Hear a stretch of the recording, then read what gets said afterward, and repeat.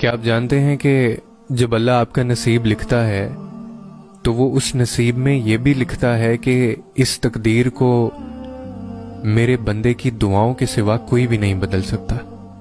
हम अक्सर ये सोचकर परेशान होते रहते हैं कि अगर हमारा मांगा हुआ किसी और को मिल गया तो क्या होगा, हालांकि अल्लाह तो पहले से ही सब कुछ तय कर चुका है।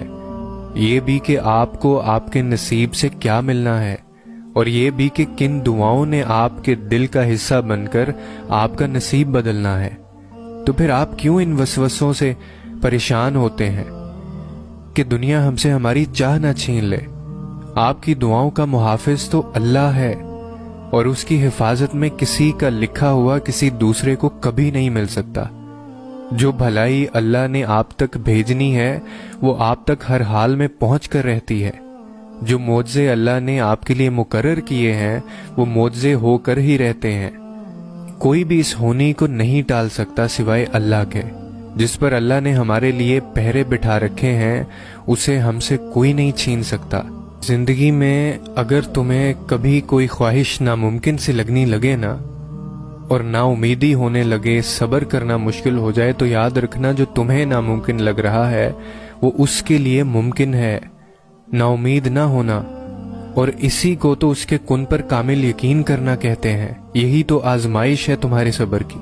अगर उसने ये ख्वाहिश पूरी ना करनी होती तो वो दिल से इसका ख्याल भी निकाल देता, क्योंकि अल्लाह की रहमत का तरीका अलग है।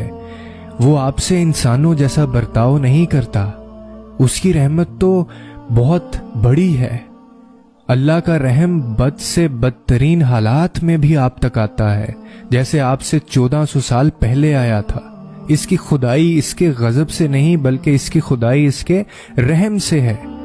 ये तमाम कायनात उसके रहम से है। उसका गजब सिर्फ तब आता है जब उसका बंदा उसकी नाफरमानी की आखिरी हद से भी बाहर निकल जाता है, लेकिन तब भी वो अपने रहम की गुंजाइश रखता है। तब भी अगर इंसान माफी मांग ले तो अल्लाह माफ कर देता है।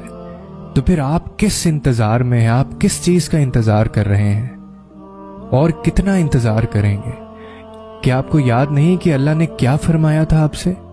मेरी रहमत हर चीज को अपने घेरे में लिए हुए है।